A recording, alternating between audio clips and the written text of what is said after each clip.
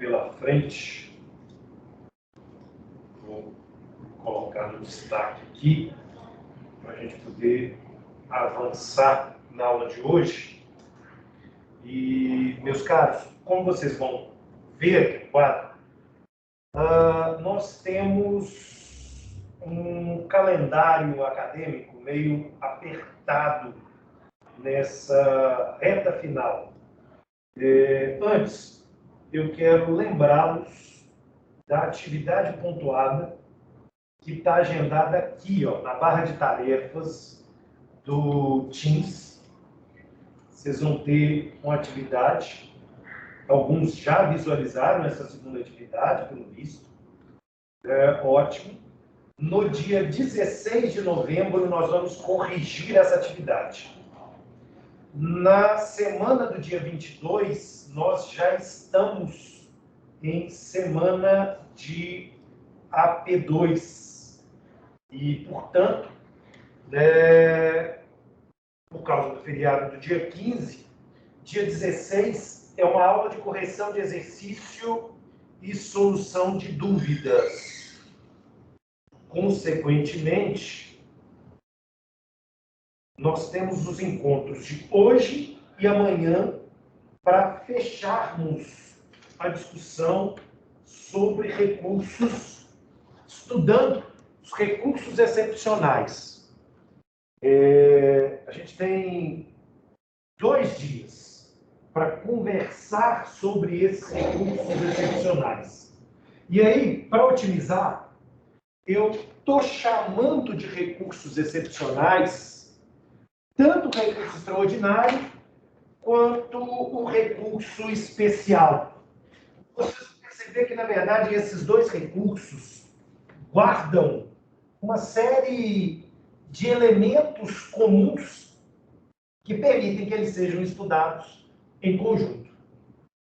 Esses 2 recursos, especial e extraordinário, representam, sem sombra de dúvida, talvez os recursos mais complexos que nós vamos ter no nosso ordenamento. E, de certa maneira, eu posso dizer que o processamento desses 2 recursos se encontra ligado com a ideia de formação de um precedente. Então, é extremamente importante que a gente perceba que o Brasil, a partir da emenda 45, lá em 2004, reestruturou a figura do recurso extraordinário e do recurso especial, transformando esses recursos em uma modalidade para a produção de precedentes.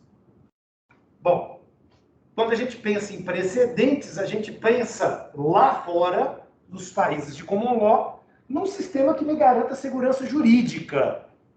Mas aqui no caso brasileiro, o que eu quero com esses precedentes é basicamente solucionar casos repetitivos. E por conta dessa história dos casos repetitivos, a gente precisa perceber aqui que o Supremo Tribunal Federal e o Superior Tribunal de Justiça recebem hoje uma quantidade avassaladora de recursos, respectivamente, extraordinário e especial, para processamento e julgamento. Só para vocês terem uma ideia, um ministro do Supremo Tribunal Federal julga por mês algo em torno de 2.000 recursos extraordinários. Tá? E por isso mesmo há essa preocupação com esses julgamentos para que eles sejam feitos da maneira mais rápida e, consequentemente, da maneira menos custosa para nós. Eu quero paralelo, mas eu vou me preocupar na aula de amanhã falar com vocês sobre o processamento. eu vou discutir pressupostos processuais do encontro de hoje, para que a gente discuta sobre o processamento na aula de amanhã. E aí a gente vai ver uma coisa interessante, eu já quero adiantar. Quando a gente pensa no processamento desse recurso, a gente estava acostumado a ter duas fases, a fase ACO e a fase adquem. Nesse recurso, eu vou ter a primeira fase, que eu vou chamar de ACO, e essa fase ela vai se dar na vice-presidência de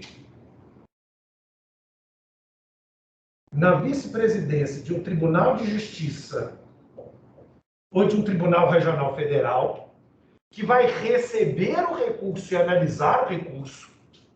Eu vou ter uma segunda fase adquem, que vai se dar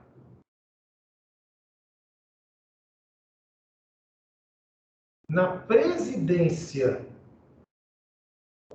do Supremo Tribunal Federal ou no STJ, e essa fase é uma fase também de admissibilidade, que na verdade é feita por um algoritmo, um robô do Supremo chamado Vitor, no STJ chamado Atos. E uma terceira fase,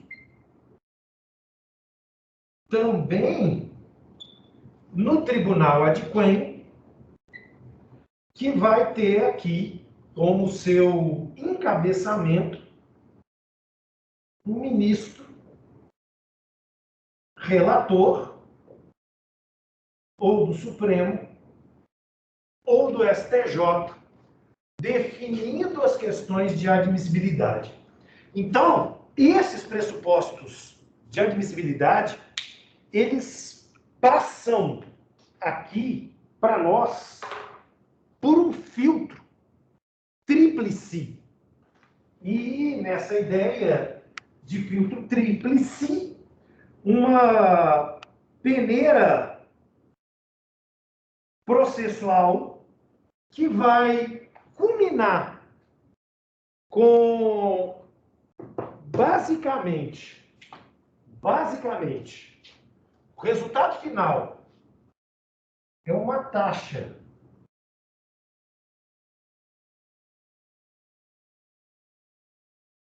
de admissibilidade de apenas 32%. Posso ler que 2/3 terão segmento negado, sendo extintos sem análise do mérito por algum desses três. O vice-presidente do ACO, o presidente ou, eventualmente, o ministro relator, no caso do Tribunal Superior. Então, isso é um elemento extremamente importante, que vai impactar, que vai dificultar e que, consequentemente, fazem com que esses recursos sejam tão complexos, tão difíceis.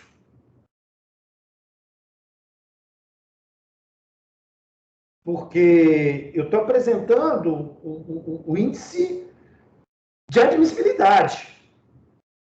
Né? Pode acontecer que, quando a gente fala aqui em sucesso a coisa seja menor ainda em termos de possibilidade de sucesso. Mas, enfim. Primeira coisa que eu quero chamar a atenção para vocês, né, são dois pressupostos que a gente já conhece: tempestividade e preparo. Mas eu quero apontar alguns elementos importantes para vocês se moverem aqui. Primeira coisa, quando a gente lida com o recurso excepcional, eu estou naquela regra geral: 15 dias para a apresentação do meu recurso excepcional. O que acontece é que, às vezes, eu tenho um acórdão publicado que ele pode ser atacado, né? Esse acórdão de um TJ ou de um Tribunal Regional Federal, que poderá vir a ser atacado tanto por um recurso extraordinário a ser encaminhado para o Supremo Tribunal Federal, quanto por um recurso especial a ser encaminhado por STJ. Entretanto, por força de uma questão de preclusão, esse recurso especial e esse recurso extraordinário precisam ser interpostos no prazo de 15 dias juntos. Isso significa dizer que eu não posso fazer o protocolo do meu recurso excepcional, por exemplo, recurso extraordinário, hoje, e ainda dentro do prazo de 15 dias fazer o protocolo do especial. Eu tenho que fazer o protocolo dos dois no mesmo momento, em oportunidades separadas, mas no mesmo momento. Isso significa dizer que, se eu propuser hoje o meu extraordinário e, eventualmente, o meu especial no dia seguinte, o especial será considerado inadmitido por intempestividade por conta do esgotamento do prazo. Então, esse é um elemento muito importante, é um elemento que não pode ser olvidado, sob pena de você perder, excepcionalmente, o seu recurso. Outra coisa, quando a gente lida com o preparo desse recurso, é preciso sempre lembrar que o pagamento da guia precisa ser feita à vista. A gente tem já um precedente sedimentado dentro da estrutura dos tribunais superiores que vão dizer para nós que o comprovante de agendamento do preparo não dá condições para a admissibilidade do meu recurso. A guia tem que ser paga com a data até o máximo da juntada do protocolo, sob pena de ser considerado preparo não feito. E aí, bom, preparo não feito, intimado para pagar em dobro, como a gente já conhece aqui, né? Então, atenção para isso. Uma questão importante, na letra C, aqui, é a ideia do chamado esgotamento de instâncias. Isso significa dizer que o recurso excepcional, ele só pode ser proposto se, atendendo aqui a súmula 281 do Supremo, ou atendendo aqui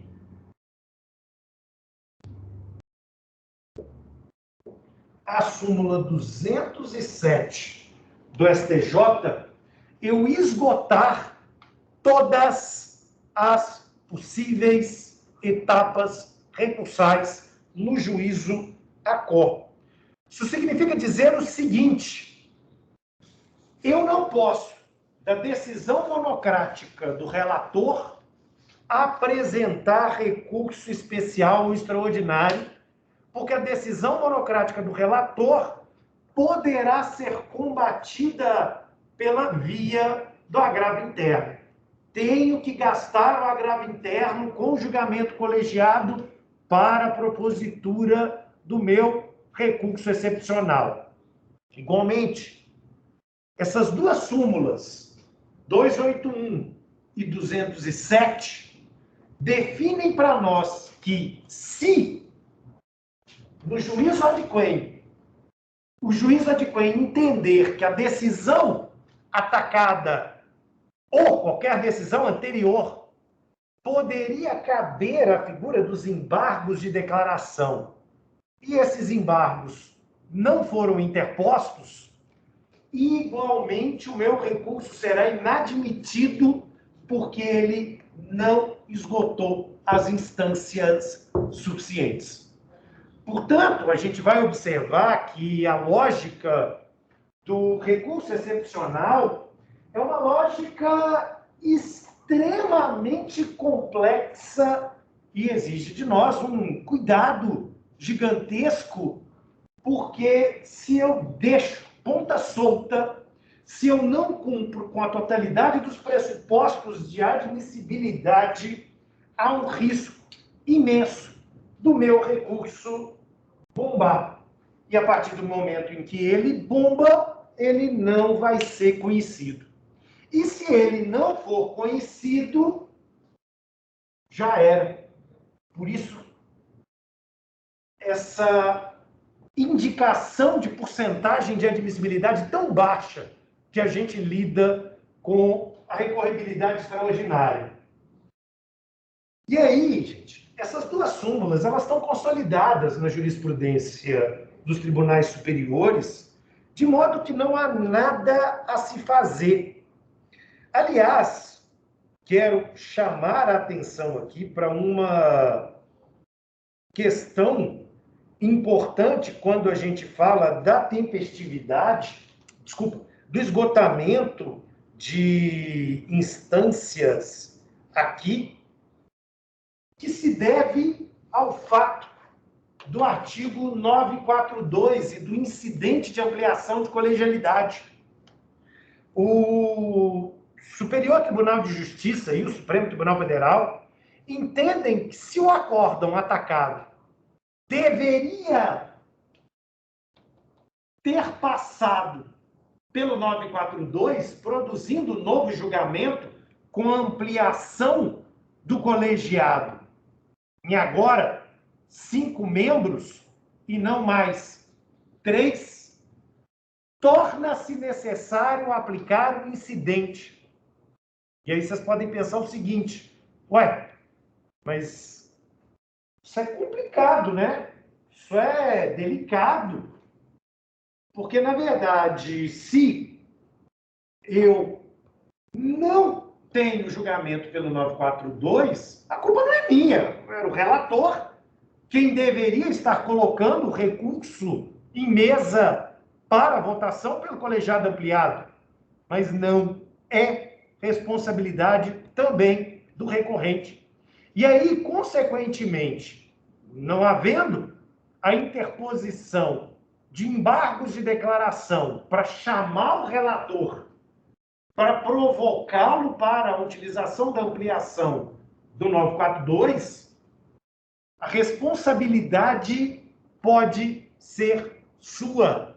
Então, a responsabilidade pode ser do recorrente e ele fica obstaculizado de alcançar as vias extraordinárias diante desta não utilização do 942.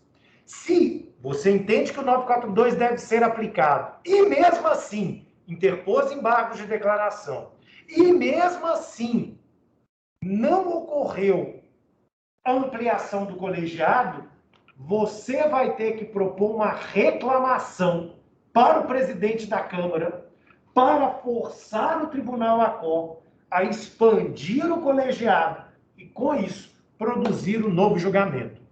A ideia é simples. Por que esse esgotamento de instância é um elemento tão importante?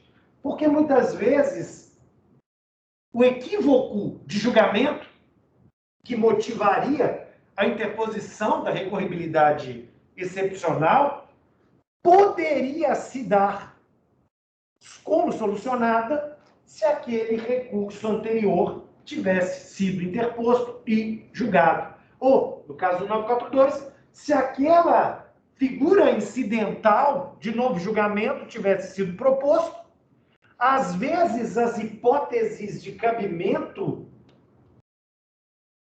poderiam ser solucionadas. E, bom, sendo solucionadas, o problema já era. Eu não preciso me preocupar com isso.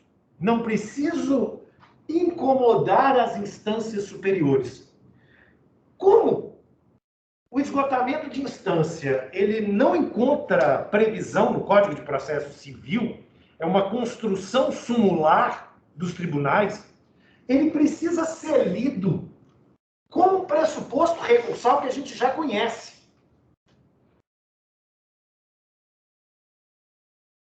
Interesse recursal.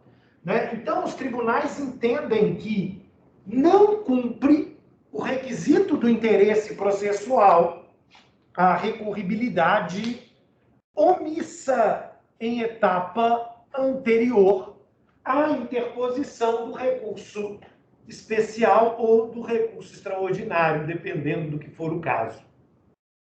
Perfeito?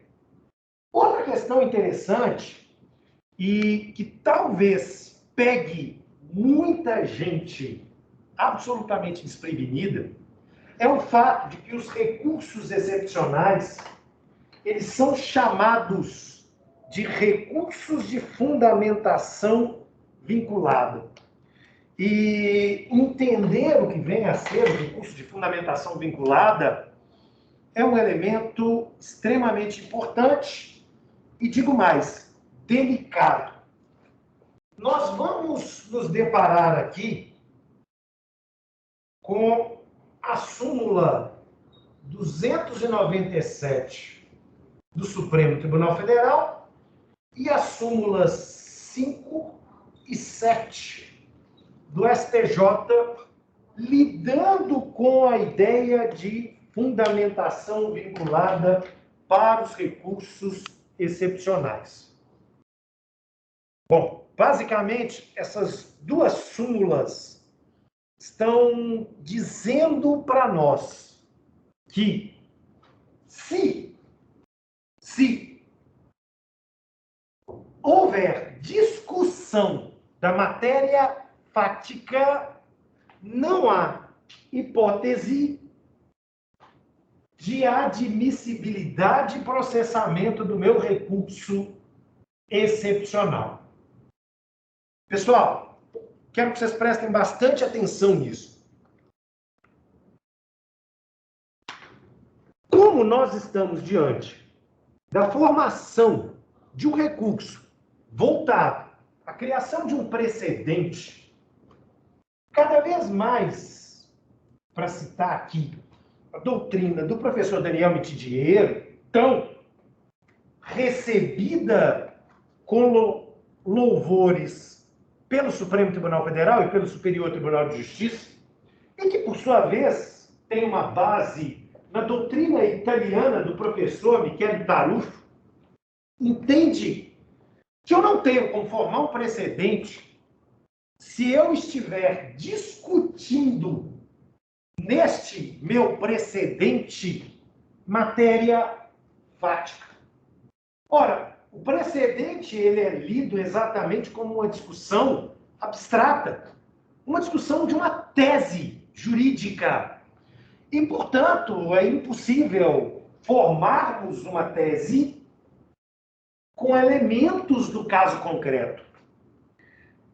Quando eu estou diante de um recurso de fundamentação vinculada, significa dizer também que a minha causa de pedir recursal já é ela mesma a minha hipótese de cabimento.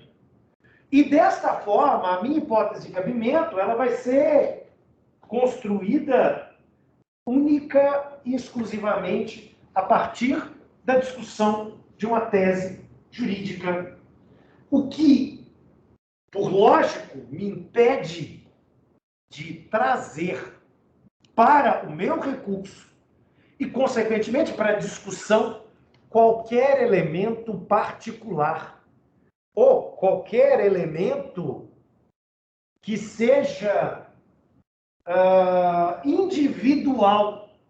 Porque quanto mais elementos fáticos eu trago, mais eu estou dizendo para o tribunal que aquele caso é único e que um precedente não conseguirá ser formado a partir do seu julgamento. Isso é muito sério. E, ao mesmo tempo, eu posso dizer, isso é muito importante para nós. Não será possível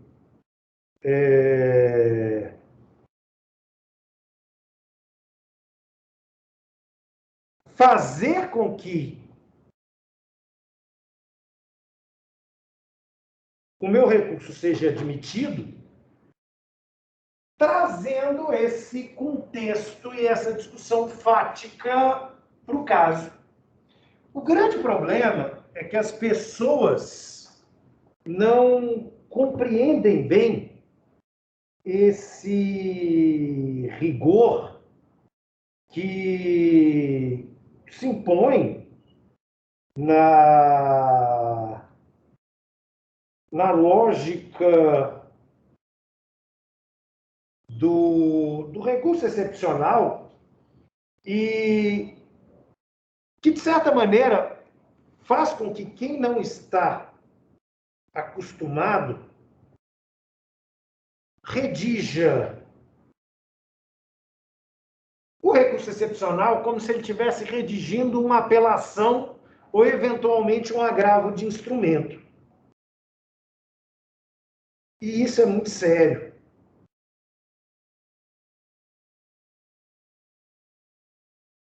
Quando eu redijo uma apelação, quando eu redijo um agravo de instrumento,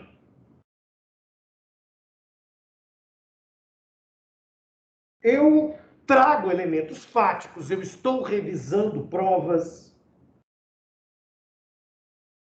eu estou entrando numa discussão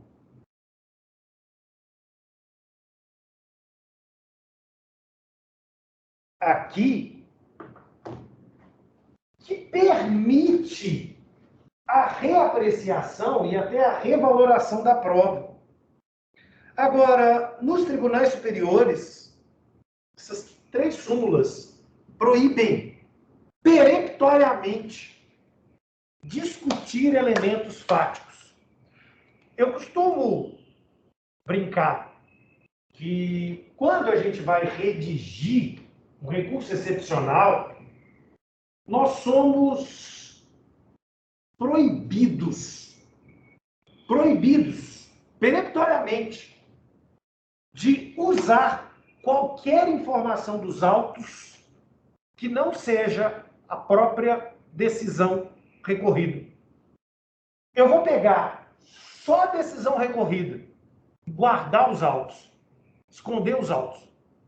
Esconder para que eu não seja tentado a verificar aqui determinado elemento fático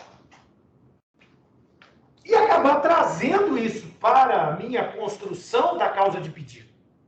Então, eu estou discutindo a tese do acórdão com uma antítese minha para provar que esta tese ou cometeu um erro em procedendo ou cometeu um erro em judicando. Ponto. E o produto dessa discussão, dialeticamente, a síntese, nada mais é do que a formação de um precedente pelo Tribunal Superior. Então, se o Tribunal Superior concordar comigo, ele estará produzindo um precedente. Se o Tribunal Superior concordar com a tese do acórdão ACO, ele estará transformando esta tese em um precedente. Por isso, a radicalidade da situação. Por isso, a necessidade desse elemento, como aqui um elemento fundamental para o desdobramento da admissibilidade do meu recurso excepcional. Então, não construam o seu RESP ou o seu recurso extraordinário com construções e argumentações a partir do caso. Não me interessa o que aconteceu no seu caso, me interessa a tese. Isso faz com que, de um modo muito similar, o meu recurso excepcional ele seja construído argumentativamente como se fosse um artigo doutrinário. Nem tanto um parecer, mas muito mais um artigo doutrinário. Você vai levantar uma tese e você vai desenvolver essa tese. A sua discussão ela é em abstrato. Você não vai informar o que o recorrente fez, o que o recorrido fez, como aquele processamento daquela decisão veio acontecer. Nada disso nos interessa. Me interessa única e exclusivamente a tese.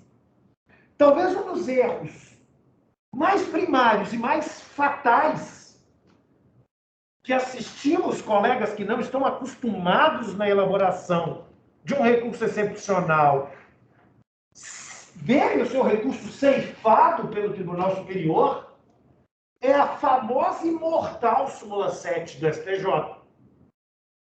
Então, eu não quero saber o que aconteceu. Eu não quero saber o que nos autos foi dito. Eu não quero saber sobre as provas produzidas. Eu quero construir uma tese. Se para entendermos a sua tese, precisamos de uma informação X ou Y, precisamos saber se a intimação ou a citação de fulano ou beltrano aconteceu, precisamos identificar o que está no laudo pericial ou alguma coisa do gênero, não é caso de recurso excepcional. E isso torna tudo muito diferente. Isso torna tudo radicalmente diferente. A forma de construção, então, é na terceira pessoa do indefinido. Então, ao invés de eu dizer o recorrente, o recorrido, aconteceu isso, o juízo acorda, você está dizendo o seguinte: tribunal, eu tenho uma tese. Qual é a minha tese? Essa é a tese. Essa é a tese. E aí eu vou discorrer sobre essa tese, demonstrando para o tribunal porque a minha tese está certa. E nada mais. Claro, pensar uma tese é complexo. Pensar uma tese demanda uma energia construtiva, uma serenidade de pensamento, porque essa tese ela poderia se transformar, olha que coisa curiosa, em um artigo, em um livro, em uma dissertação ou até mesmo num tema de doutorado. Só que, como boa parte dos advogados brasileiros se encontram tão distantes da experiência acadêmica, científica, eles não sabem produzir uma peça técnica científica. E com isso eles não têm sucesso no seu recurso excepcional. Vou dar um exemplo. Vou dar um exemplo para que vocês consigam visualizar esse elemento. Nós temos um caso no escritório que deu origem a um recurso especial que versa sobre o seguinte problema. O caso. O diretor de uma empresa, réu, foi citado eletronicamente, é o caso de uma empresa de grande porte, e, diz o Código de Processo Civil, é possível a citação e intimação preferencialmente pela via eletrônica para essas empresas de grande porte, para cumprimento de uma decisão liminar. E o juízo ACO fixou, em sede dessa tutela liminar, uma multa cominatória caso a tutela não fosse cumprida. Tratava-se de uma obrigação de fazer. Bom, o e-mail foi enviado, chegou na caixa do diretor da empresa, gerou um protocolo pelo próprio sistema de e-mail da empresa, mas o sujeito estava de férias.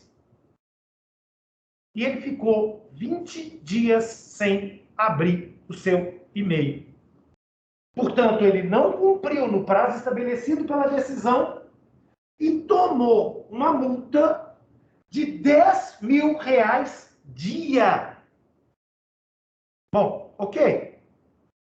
Esse sujeito recorreu para o Tribunal de Justiça e o Tribunal de Justiça reformou a decisão porque aplicou uma súmula do STJ, que é a súmula 410. A súmula 410, ela diz o seguinte: não é possível a intimação para imposição de multa cominatória se esta intimação / citação não for pessoal. Qual era o problema? O Tribunal de Justiça leu a súmula 410 quando a 410 foi feita. Mas a 410 foi feita em 2004. Logo não existia citação e intimação eletrônica. PJM tem nem 10 anos. Qual é o ponto, entretanto? Qual é o ponto, entretanto? Hoje é realidade a possibilidade de intimação e citações por e-mail? É. E aí entra o ponto. Talvez nada mais pessoal que o meu e-mail. Bom, sei lá, tem gente que parece que entrega o e-mail e a senha do banco para qualquer pessoa. Mas, a princípio, quem abre o meu e-mail? Eu. Quem abre o e-mail da diretoria da empresa? O diretor. É algo tão protegido que no sistema brasileiro nós temos até a lei Caroline Dickmann sobre violação de dispositivo. Bom, esse é o caso. Esse é o caso. Qual é a tese? Quando eu redigi o recurso, pensei. A tese é a seguinte. A partir do momento em que o PJE foi criado e que o novo CPC entrou em vigor, equipara-se ao gênero de citação e intimação pessoal o e-mail enviado para a pessoa. Dispensa-se o AR, dispensa-se o mandado do oficial de justiça. Ponto. Observe, toda aquela fofoca de que houve a medida liminar, de que houve a apresentação de uma intimação, que isso foi para conta do cara, que o cara estava de férias, que foi gerado um protocolo. Ó, isso é lixo para o recurso excepcional. Nada disso agrega a minha tese. A minha tese ela é muito mais abstrata, a minha tese é muito mais genérica. A minha tese simplesmente está dizendo o seguinte: a súmula 410 precisa ser relida. Para o meu caso, não, para todos os casos, para o meu, para o da Maria Eduarda, para o da Heloísa, para todos os casos. Eu tenho que entender que hoje é pessoal o envio do e-mail. Pronto. Essa é a minha tese. E ela tem grandes chances de revogar, ou pelo menos modificar, o texto da 410. E eu estou falando sério. É um precedente que pode ser criado com a minha assinatura. Eu pensei nessa possibilidade. Bom, claro, diversas vezes eu redijo um artigo, eu redijo um recurso especial extraordinário, pego a sua causa de pedir, transformo no artigo e mando para publicar. Esse trabalho foi publicado no Conjur, exatamente discutindo a tese. Falei do caso? Não, só falei da tese. Da discussão em abstrato, sem precisar me aprofundar nas outras questões. O tribunal não vai abrir o processo. O tribunal vai simplesmente ler o acórdão recorrido, entender que ele fez uma interpretação não compatível com o Código de Processo Civil, da ideia de intimação pessoal, e, bom, Deus queira que ele concorde comigo, no sentido de que, então, a súmula 410 do STJ precisa ser revista. Criei um precedente. Quantos casos o meu precedente poderá auxiliar? Quantos casos poderão ser decididos agora a partir da criação desse meu precedente? Gente, milhares. Milhares. Eu criei a tese. Então, a forma e a técnica de redação é absolutamente diferente. Eu não preciso informar nada do que aconteceu. O que aconteceu se chama fofoca. Fofoca é conversa de bastidores. Me interessa o caso. Daqui, eu tiro a tese. E daí nós vamos discutir só a tese. Quanto mais eu entrasse na discussão do caso, menos o meu recurso excepcional teria condições de procedibilidade. Menos eu estaria produzindo com um precedente de amplo aspecto. Compreenderam a diferença? Por isso a gente pode aplicar aqui um provérbio português. Os portugueses dizem uma coisa é uma coisa, outra coisa é outra coisa. O que eu preciso para redigir uma apelação e um agravo de instrumento bem feitos não é a mesma técnica para redigir um recurso especial e redigir um recurso extraordinário bem feito. Mudou tudo. Sistemática é totalmente diferente, o foco é totalmente diferente.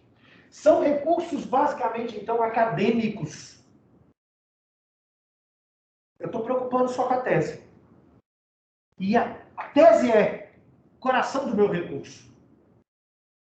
Então, a partir da tese que eu vou desenvolver, eu estou abstraindo. Aí vocês vão dizer o seguinte, pô, mas pensar uma tese é difícil? Claro. Por isso esses recursos são caros. Por isso esses recursos custam dinheiro nosso. Nosso não, é do cliente. Mas gastam tempo. Você tem que abstrair, você tem que teorizar. Às vezes a tese não vem de maneira evidente. Então, ela é um elemento fundamental. Ela é condição sine qua non de procedibilidade do nosso recurso.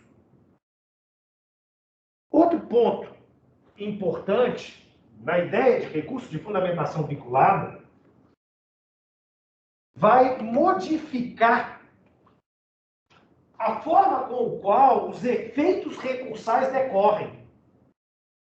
Porque se o tribunal só está discutindo a tese e não o caso, eu, em hipótese nenhuma, eu vou ter o efeito translativo. E nem tampouco o efeito expansivo objetivo.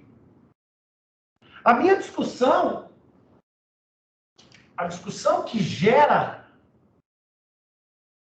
a tese, não interessa para o Tribunal Superior o que dizia a minha petição inicial, o que dizia a contestação, o que dizia os memoriais. Tudo isso fica para trás.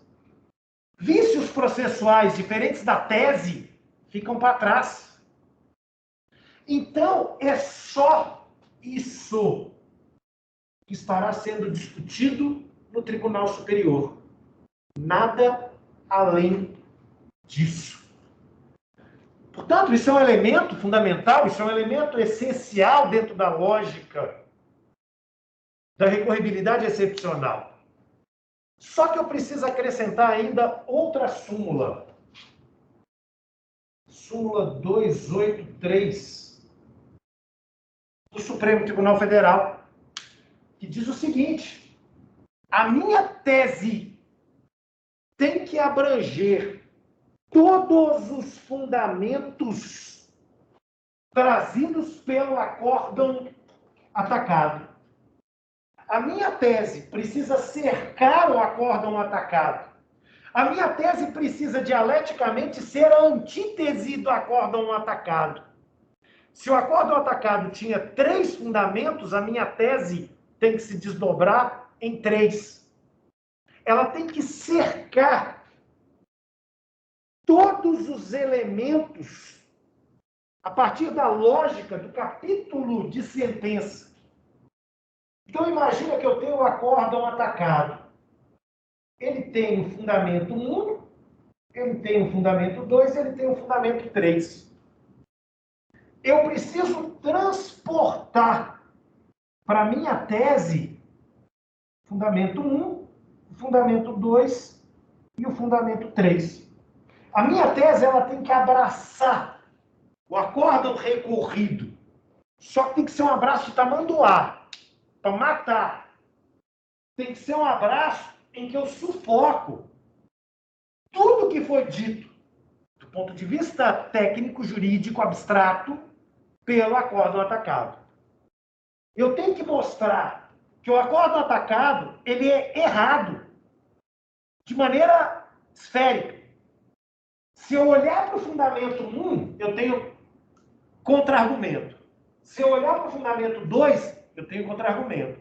Se eu olhar para o fundamento 3, eu tenho contra-argumento. Porque se eu deixar, por exemplo, o fundamento 3 sem atacar, eu não esgotei na minha tese a decisão. Os erros, a antítese trazida pela decisão, resultado, tinta no meu recurso, por conta da súmula 283 do Supremo Tribunal Federal. Então, isso é muito importante.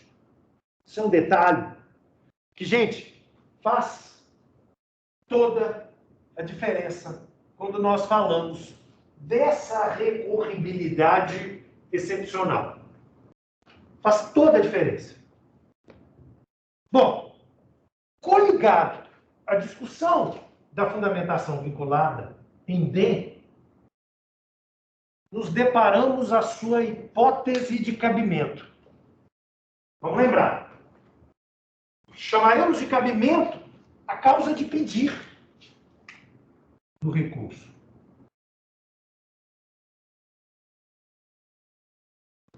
Só que, tradicionalmente, a causa de pedir é dividida entre fatos e fundamentos jurídicos, mas aqui eu não tenho fatos. Então eu vou trazer apenas fundamentos. A causa de pedir é a minha tese. E por que a minha tese está correta? Entretanto, para a interposição do meu recurso excepcional, 2 artigos da Constituição, 102, inciso 3º, para o recurso extraordinário, e o 105, inciso 3º, para o recurso especial, precisam ser analisados. Eu preciso indicar, inclusive, se o meu recurso se baseia na linha A, na linha B ou na linha C do inciso 3º do 102. Se eu não fizer, tinta no meu recurso excepcional do mesmo modo. Tinta. Né? Então, se torna fundamental aqui que você explicite esses elementos que representam a hipótese de cabimento. Bom, o que diz o artigo 102, inciso 3º? Bom, CAPT. Compete ao Supremo Tribunal Federal a guarda da Constituição. Para quê? Julgar mediante recurso extraordinário, portanto, não deixa de ser aqui um mecanismo de controle difuso de constitucionalidade. Nós estamos discutindo matéria obrigatória constitucional. A minha tese é uma tese constitucional. A minha tese é uma tese sobre a interpretação da Constituição e não da legislação infraconstitucional. E, portanto, a minha tese tem que dizer que o acórdão recorrido violou a Constituição. Bom, mas ele pode violar de várias formas. Primeiro, ele contrariou um dispositivo da Constituição. Diz a linha A. Aqui a gente precisa entender dois pontos fundamentais. O significado da palavra contrariar. Contrariar tem duplo sentido. Dispor de maneira diferente. É o primeiro. O texto constitucional diz A. O acórdão atacado diz B. Opa, violou, contrariou. Segunda forma de contrariar, ignorar. Deixar de aplicar. Negar a vigência. Isso significa dizer, havia um dispositivo constitucional que era aplicado ao caso. O acórdão recorrido do tribunal, foi omisso. Então eu tive negativa de vigência. O acórdão é errado, o acórdão violou por omissão a Constituição. Não só por ação. E, portanto, deve ser modificado pelo Supremo, a partir do provimento da minha tese. Observação 2. A linha A do inciso 3º do 102 diz contrariar dispositivo da Constituição. E aí tem um elemento muito importante. Quando eu digo dispositivo, eu estou dizendo que o acórdão atacado violou o texto da Constituição. O Supremo Tribunal Federal tem uma interpretação de que a ofensa, com base na linha A, ela tem que ser direta e frontal. Significa dizer, ela tem que ser uma ofensa a um texto e não a um princípio implícito da Constituição, por exemplo. Eu não estou discutindo que a decisão violou o princípio da moralidade administrativa. Eu estou dizendo que a decisão violou o caput do 37.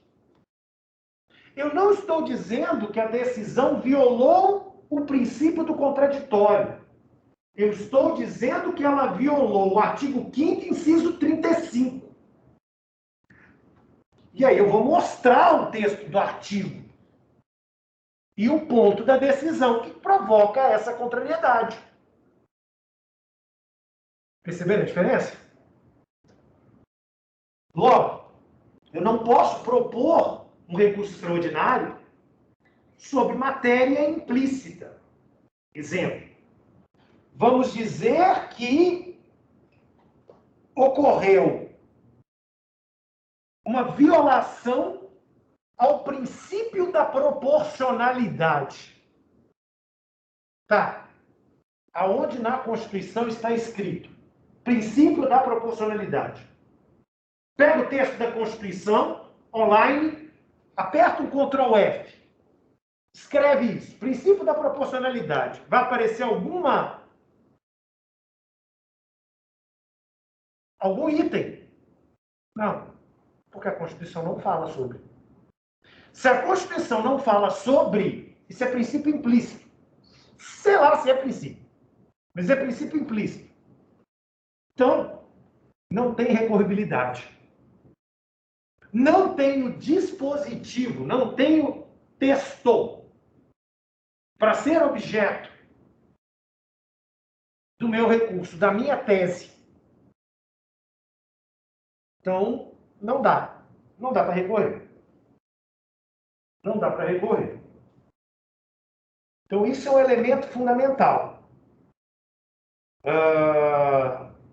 Do mesmo modo, o Supremo Tribunal Federal tem uma súmula 363 que diz para nós o seguinte: não cabe recurso extraordinário por alegar contrariedade ao princípio constitucional da legalidade, quando a ofensa é meramente reflexa e não direta. Significa dizer, eu estou alegando uma inconstitucionalidade porque a lei foi desobedecida. Bom, se a lei foi desobedecida, o problema é do STJ. O Supremo só discute exclusivamente o pressuposto constitucional. Foi violado dispositivo da Constituição? Não. Então, para inconstitucionalidades reflexas, o recurso é outro. Eu não vou mexer com o Supremo Tribunal Federal. Vai dizer, então, a súmula 363 do Supremo. Também, é preciso que o acórdão que eu estou atacando tenha natureza jurisdicional. Exemplo, súmula 733. Não cabe recurso extraordinário para as decisões de natureza meramente burocrático-administrativa do processamento precatório. Não tem função jurisdicional. Não tem função. Então, não tem recorribilidade. Bom, voltamos ao inciso terceiro do 102. Agora, a linha B. Eu preciso ter uma situação, diz a linha B, em que o acórdão atacado, porque lembra, eu estou sempre discutindo o que está no acórdão atacado, o acórdão atacado declarou a inconstitucionalidade de tratado ou de lei federal. Bom, cabe aqui pensarmos uma coisa, que é uma coisa muito importante. Quando eu estou aplicando essa linha, significa que o acórdão atacado foi objeto da arguição de inconstitucionalidade e que, então, uma decisão pelo órgão especial do Tribunal de Justiça foi proferida e essa decisão, que tem efeito vinculativo para a turma julgadora que produziu o meu acórdão em especial atacado, que fez uma confusão. Então, que confusão? Ela entendeu que uma determinada lei era inconstitucional. Mas qual é a minha causa de pedido? Qual é a minha tese? O órgão especial do Tribunal de Justiça ou do Tribunal Regional Federal errou, porque a lei é constitucional. Então, o que eu quero? Eu quero que o Supremo Tribunal Federal declare a constitucionalidade daquela lei.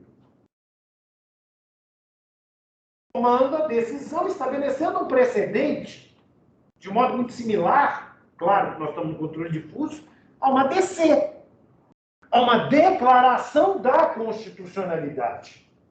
Então, ocorreu a figura da cláusula de reserva de plenário, mas eu preciso lembrar uma outra coisa. Apesar do órgão especial ter decidido a matéria num incidente de arguição de inconstitucionalidade, eu não estou recorrendo do acórdão do órgão especial. Eu estou recorrendo da aplicação do acórdão especial no meu caso individual. E é esta a decisão da Câmara e não do órgão especial que está sendo objeto de recurso extraordinário. Cuidado com isso. A linha C. O acordo... Oi, Heloísa. Bom dia. Você pode só repetir esse finalzinho? Sim. O que eu disse é o seguinte, eu não posso misturar duas coisas que não podem ser misturadas. Água e óleo. Quando eu tenho a discussão sobre a inconstitucionalidade de uma lei, quem tem o monopólio no tribunal para declarar inconstitucional é o órgão especial.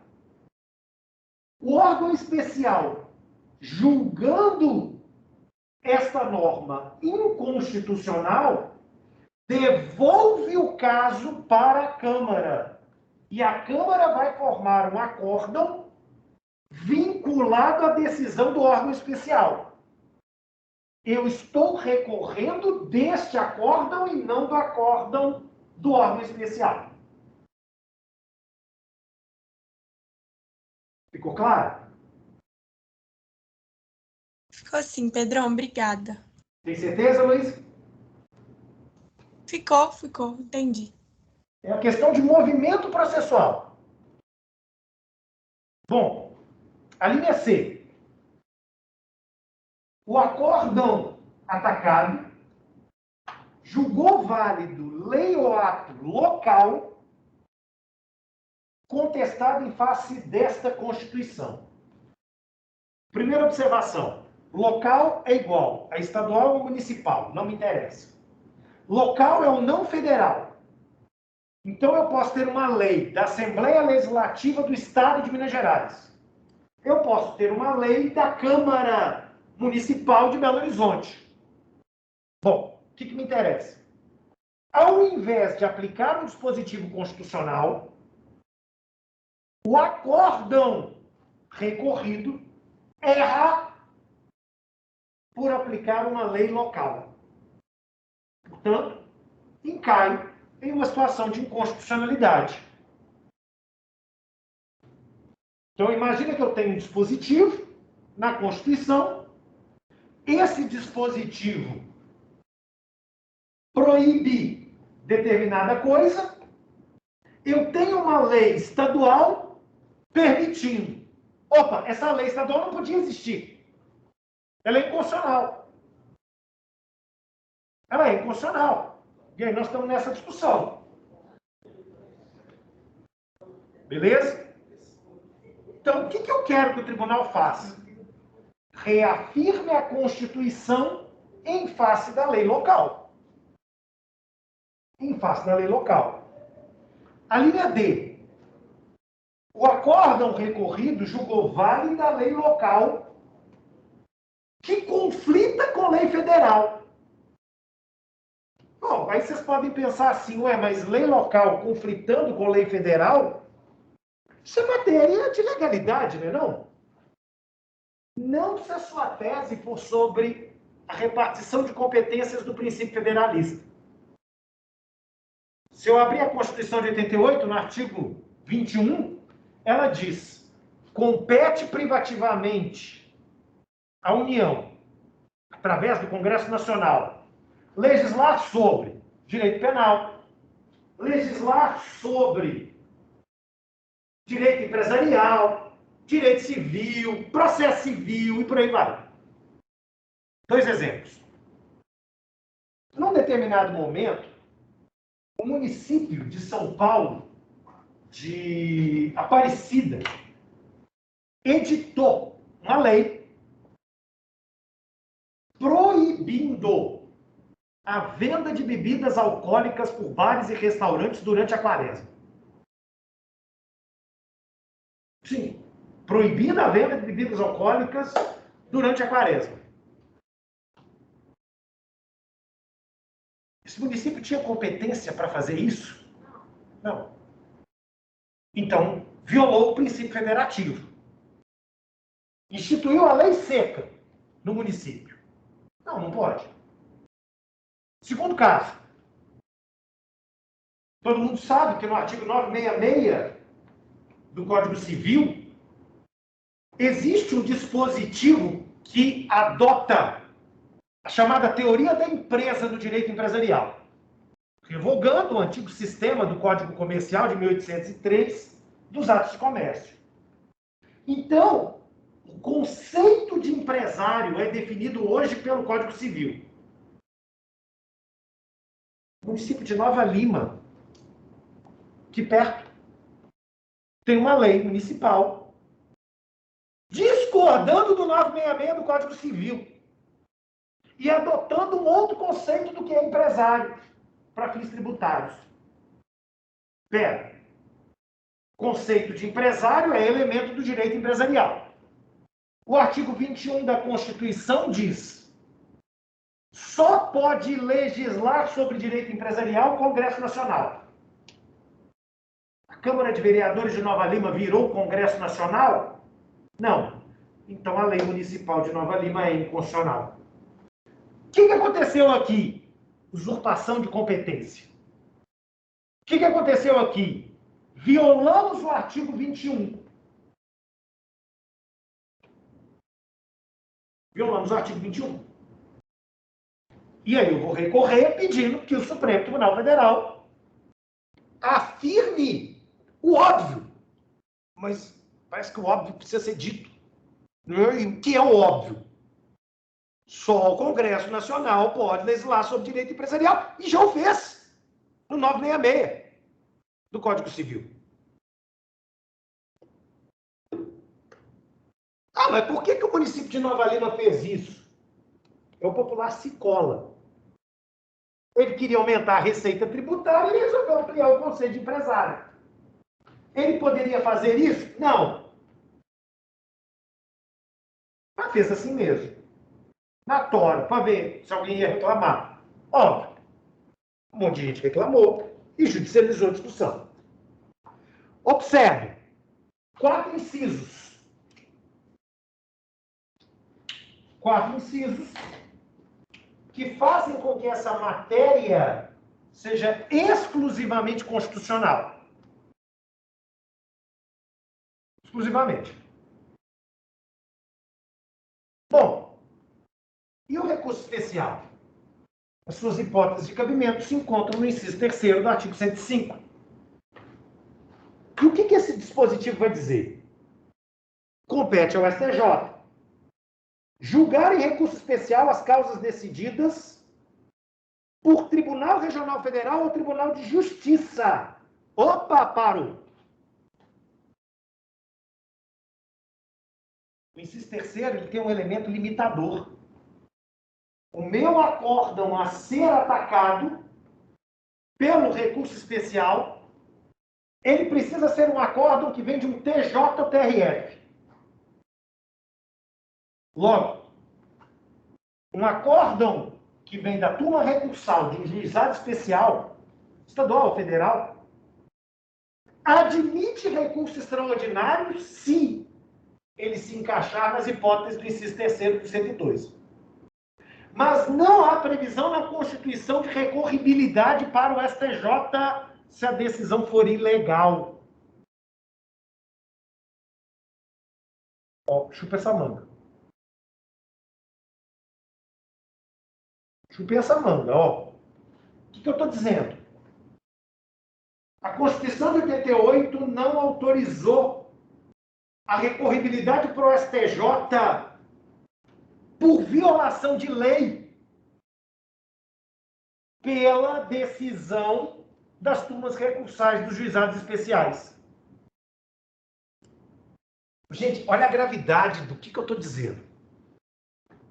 Isso significa dizer que uma decisão de uma turma recursal de GESP pode ser ilegal. Não pode ser inconstitucional, mas pode ser ilegal. E se ela for ilegal? Não tem solução. Não cabe mandato de segurança, não tem solução. Ela pode ser ilegal e eu não tenho nenhum remédio processual para resolver.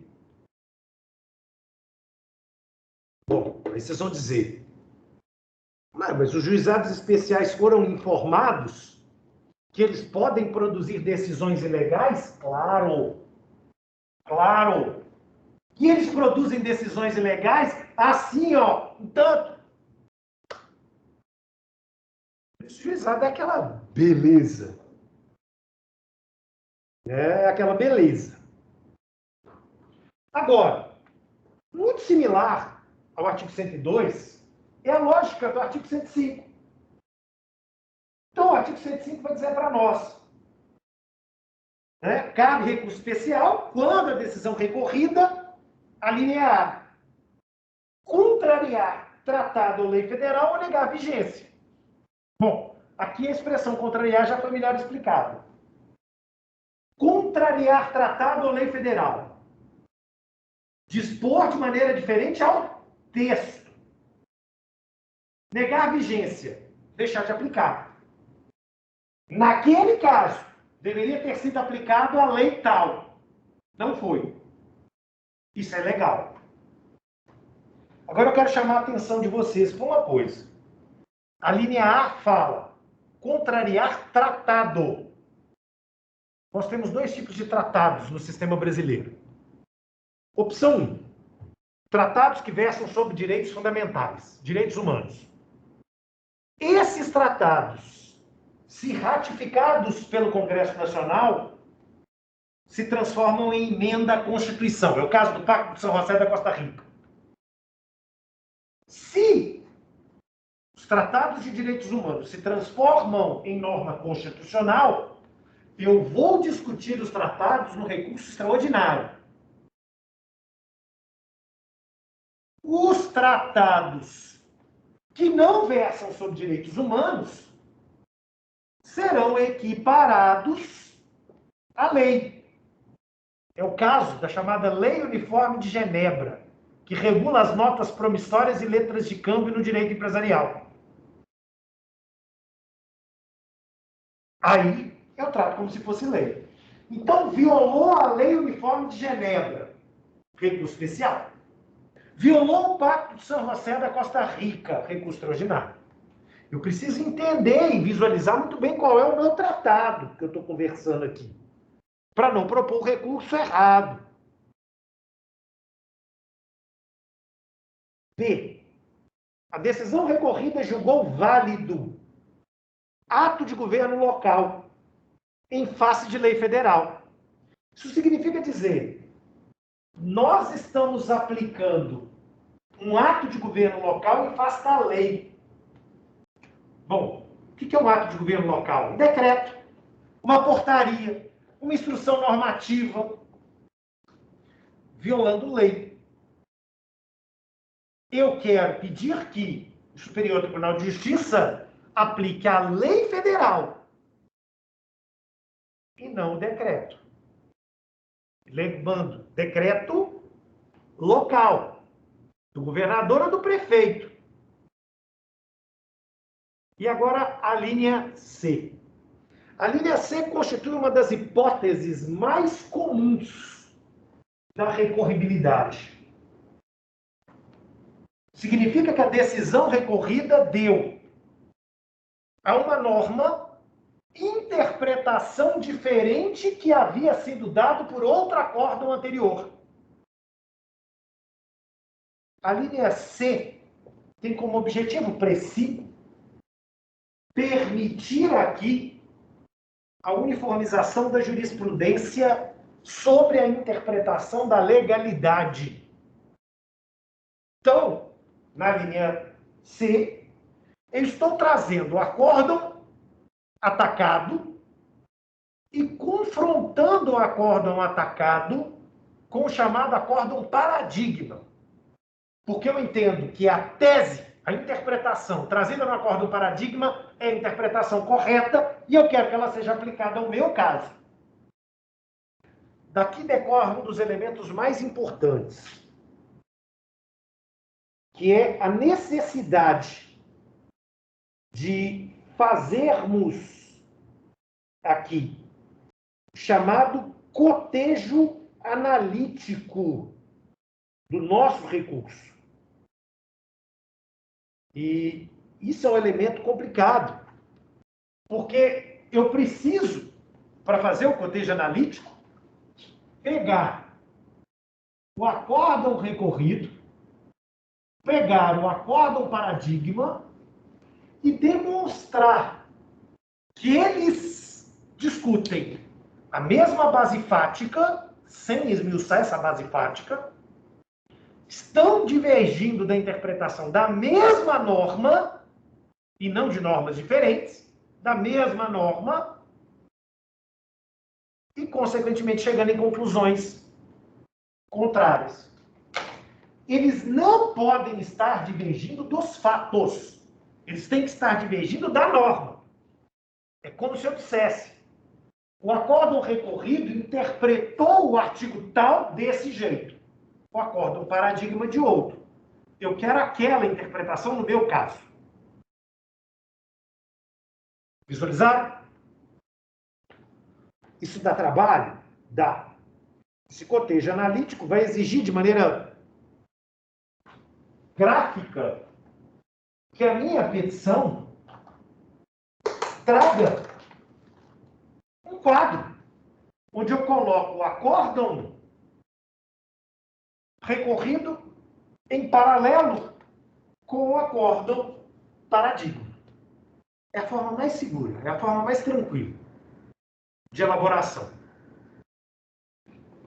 Bom, F. Vamos falar agora sobre pré-questionamento. E aí nós vamos falar de um dos temas mais espinhosos. Porque o pré-questionamento, até o CPC 2015, ele não estava previsto. Olha só. Ele não estava previsto na legislação processual. Ele surge na década de 60, com a presidência do ministro Vitor Nunes Leal. E aí o Supremo Tribunal Federal edita duas súmulas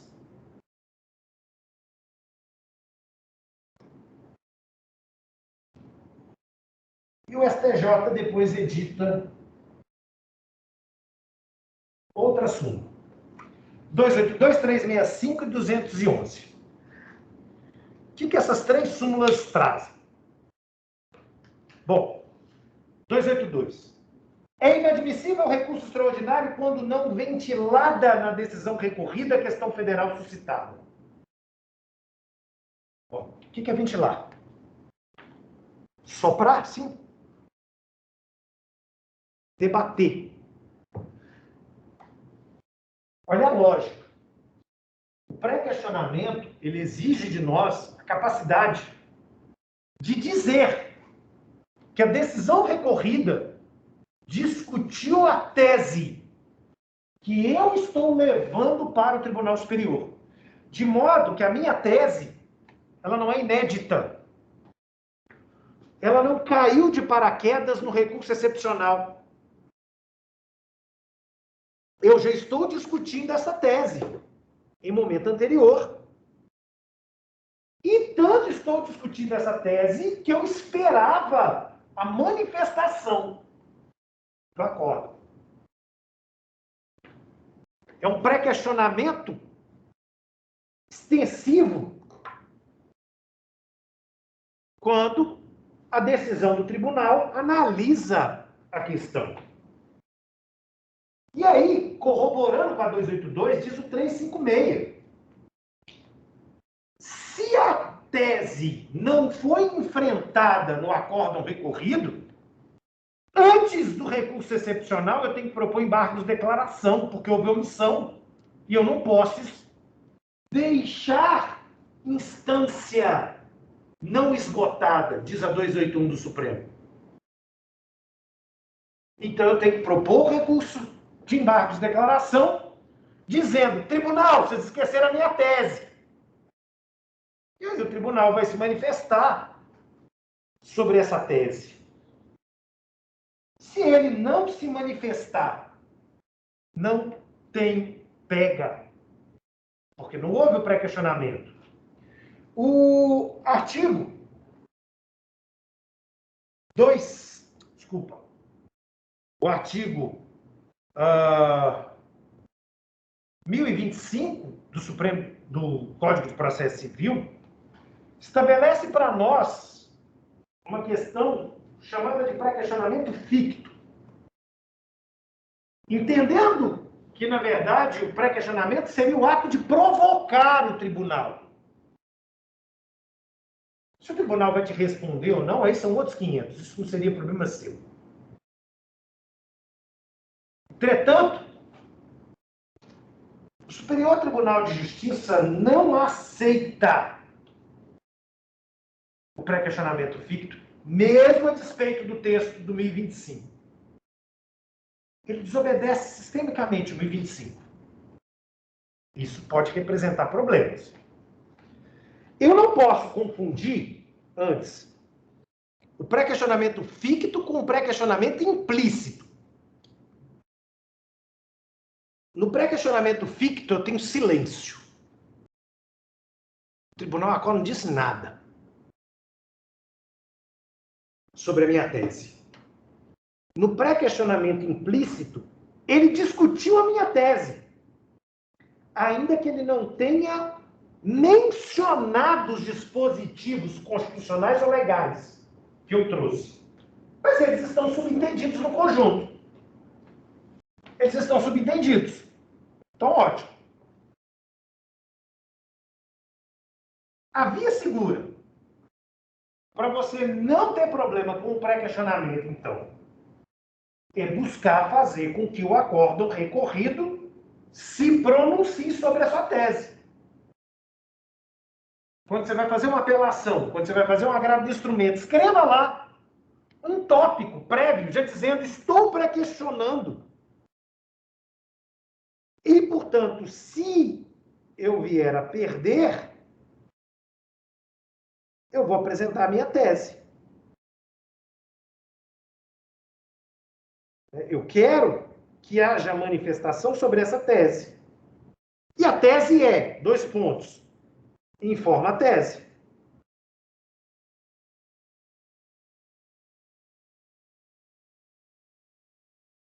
Isso é fundamental. Isso é fundamental.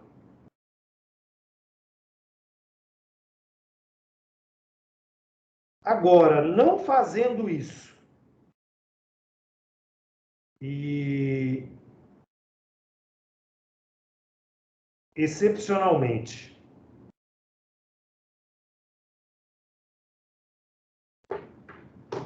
o tribunal não respondendo os embargos de declaração, nós vamos ter que, vai dizer, jurisprudência do STJ, e aí um caso interessante, é o ARESP 1098633, aqui de Minas, da relatoria do ministro Luiz Felipe Salomão, que vai dizer então o seguinte: eu vou escrever o meu recurso especial, e no meu recurso especial eu vou colocar 2 capítulos. Um capítulo referente à negativa de vigência do 1022, que fala dos embargos de declaração. Você provocou e eles não te responderam. Então eles deixaram de aplicar a norma sobre embargos de declaração, que prevê que as omissões têm que ser sanadas. E a sua tese? Então agora você tem 2 teses. Você tem 2 objetos no recurso. Complicou mais a sua vida e a sua chance de admissibilidade. Não tem outra opção, não tem outra situação. Mas é a forma mais segura para a interposição. E aí, se já não bastasse, se a gente já não encontrasse dificuldade suficiente, o meu recurso extraordinário, e no futuro próximo, o meu recurso especial, precisarão atender à repercussão geral, que foi criada pela emenda constitucional 45, em 2004, que introduziu o parágrafo 3º no artigo 102 da Constituição de 88. O que é repercussão geral? É um filtro. É um filtro para impedir a subida de qualquer recurso extraordinário e, no futuro, qualquer recurso especial. O parágrafo 3º do artigo 102 diz o seguinte: no recurso extraordinário, o recorrente deverá demonstrar a repercussão geral das questões constitucionais na forma do artigo 1035, para que o Tribunal Supremo avalie a presença ou não da repercussão geral pela votação de mais de 2/3 dos seus membros, se for o sentido negativo. De novo, o Supremo Tribunal Federal vai analisar aquela tese de repercussão geral. Ao analisar aquela tese, ele vai verificar se aquele caso transcende os interesses individuais.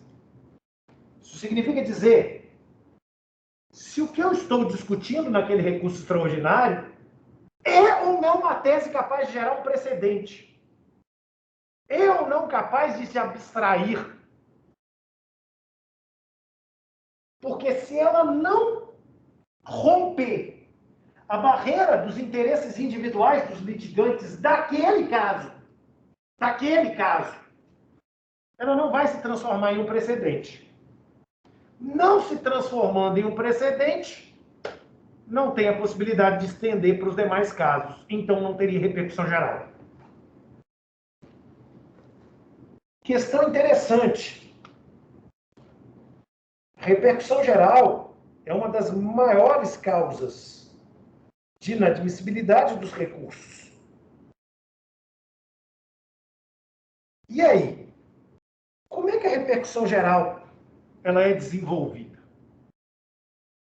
Primeiro, na minha petição recursal, eu preciso criar um campo falando sobre a repercussão geral e dizendo que os impactos coletivos daquela tese, não do meu caso, daquela tese, afetam, do ponto de vista econômico, político, social ou jurídico, outros processos.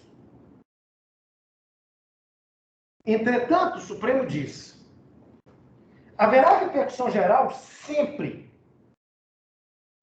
que eu tiver o julgamento da arguição de inconstitucionalidade, ou de um IRDR, ou de um IAC, bem como se a decisão ACO contrariou súmula jurisprudência dominante do Supremo Tribunal Federal. E aqui é a parte engraçada, só que não. Parágrafo 3º do artigo 1035 está dizendo, então, contrariar a Constituição. Ah, pode. E aí nem sempre cabe recurso extraordinário. Contrariar súmula do Supremo Tribunal Federal, do STF fica pistola. Aí ele não admite. Significa dizer que talvez a súmula do Supremo está valendo mais do que o próprio texto da Constituição de 88. Mas, enfim. Um ponto interessante. A repercussão geral ela não é julgada individualmente. Não é julgada a minha tese ou meu recurso. Ela é julgada em bloco. Ocorre uma técnica no 1035 do CPC chamada de pinçamento. O Tribunal ACO vai selecionar um conjunto de casos e enviar para o Supremo Tribunal Federal, que são representativos porque estão discutindo a mesma tese que a minha. Por isso, a minha tese tem um elemento coletivo. Outros processos também estão preocupados com a mesma tese. Se eu tenho só meu recurso extraordinário discutindo aquela tese, significa que talvez não tenha relevância coletiva. Só vai interessar a mim. Não vai interessar a sociedade, a comunidade jurídica da maneira geral. Agora, a partir do momento em que essa tese está sendo discutida com repetibilidade, o tribunal, através do seu vice-presidente, vai enviar para o Supremo Tribunal Federal para discutirmos a tese. Do mesmo modo, quando a repercussão geral for distribuída ao relator no Supremo Tribunal Federal, esse relator pode pedir a outros tribunais outros recursos extraordinários para que aquela tese seja melhor compreendida como uma tese nacional. Além disso, o parágrafo 4º e 5º do Código de Processo Civil determina a possibilidade, primeiro, do relator admitir amici curiae, plural de amigos curiae, então admitir que terceiros intervenientes tragam outras teses e outras discussões e outros fundamentos, e pode também realizar audiências públicas para debater aquela tese. Agora, tão logo o ministro relator receba e perceba a existência da repercussão geral naquela tese, na forma do parágrafo 5º do 1035, ele vai produzir uma decisão de afetação suspendendo no Brasil inteiro todos os recursos individuais ou coletivos em qualquer instância, em qualquer tribunal, discutindo a mesma tese, até que o Supremo julgue. Porque a partir do momento em que o Supremo julgar aquela tese, estará produzindo uma decisão com efeitos erga omnes. E, portanto, aplicável a todos os casos. Para evitar problemas de colisão, de desarmonia, eu tenho essa suspensão. Então, o meu processo está parado, esperando aquela tese ser julgada. Ainda que eu não tenha trazido o recurso especial ou extraordinário, o meu recurso, o meu processo está parado porque alguém trouxe essa tese e ela serve para o meu caso. Bom, quando o Supremo julgar a repercussão geral, será publicado no Diário Oficial uma súmula de repercussão geral, trazendo a tese consagrada. Todos os casos individuais, presentes e futuros, serão julgados com essa tese. Obrigatoriamente. Obrigatoriamente com essa tese. Ok? Dúvida, gente?